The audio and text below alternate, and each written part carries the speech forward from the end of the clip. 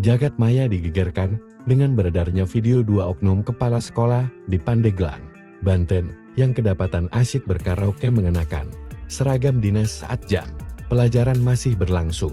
Dalam rekaman itu, keduanya tampak larut bernyanyi hingga saling berpelukan.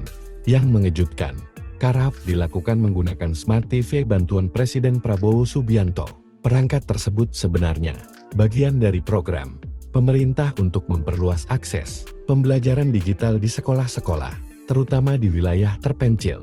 Koordinator Administrasi Pendidikan Kecamatan Sindang resmi menyampaikan bahwa kedua sosok dalam video memang menjabat sebagai kepala sekolah, yakni SDN 2 Shulden dan SD Pasir Tenjo 2, sementara pihak Dinas Pendidikan Pandeglang telah mengonfirmasi peristiwa tersebut dan menyatakan penanganan dilakukan secara internal. Kasus ini ikut menuai perhatian anggota DPR RI, Rek Diah Pitaloka.